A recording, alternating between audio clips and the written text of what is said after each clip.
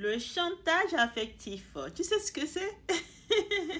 J'ai enfin appris à nommer ce truc. J'ai enfin appris à mettre un nom sur ce truc. Je vais te donner quelques exemples, tu vas comprendre de quoi je parle. Ce comportement qui voudrait que l'on cherche à te faire culpabiliser, à te faire plier, à te faire adhérer à quelque chose que tu as refusé, quelque chose à laquelle tu as refusé d'adhérer au départ.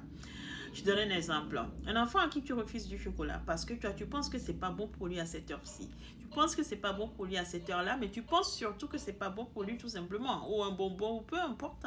Il te demande du chocolat, du bonbon et tu dis non. Et puis l'enfant commence à se taper un cri, mais à pleurer à tue-tête jusqu'à ce que, mais pour avoir les oreilles tranquilles, tu finisses par lui dire, tiens, tu comprendras plus tard que c'est pour ton bien. Tu viens tout juste de te faire avoir. Il vient de te manipuler. Ça s'appelle du chantage affectif. Je ne le savais pas avant.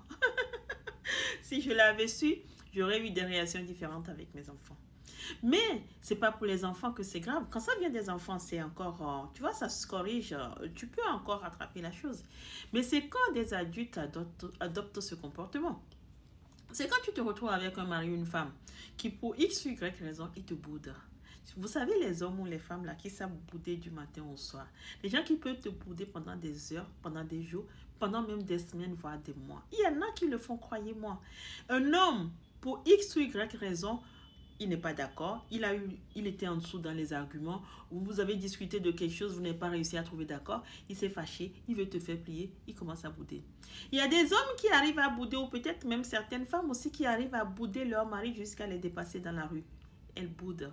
Oui, la personne, tu te couches dans le même lit avec la personne parce que vous avez eu un désaccord. Cette personne commence à te bouder à l'intérieur de ta maison et te dépasse dans la rue. Vous vous rencontrez au supermarché, tu as ton mari qui te dépasse parce qu'il te boude, il n'est pas content, il a quelque chose à te reprocher.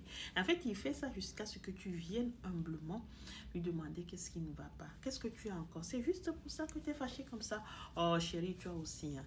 Ça a l'air de rien comme ça, mais c'est très très grave. Hein. C'est de la manipulation, mais très grave. Ça s'appelle du chantage affectif. Mais ça ne s'arrête pas là. Vous avez ça aussi dans nos milieux professionnels, dans le commerce, un peu partout. Une cliente qui vient acheter quelque chose chez toi et qui pour X ou Y raison, l'article ne lui convient pas.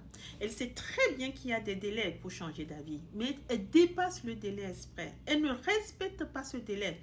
Et puis elle vient comme ça, peut-être que le délai c'est un mois, elle débarque au bout de, un mois et demi, elle te demande un échange et tu lui dis mais non, vous avez dépassé le délai, c'est pas comme ça, il aurait fallu venir plus tôt. Et puis la cliente se fâche, elle te laisse l'article, elle s'en va. C'est du chantage affectif. En fait, cette cliente essaie de te faire culpabiliser, de faire croire que c'est toi qui as tort alors qu'il y a des règles ici dehors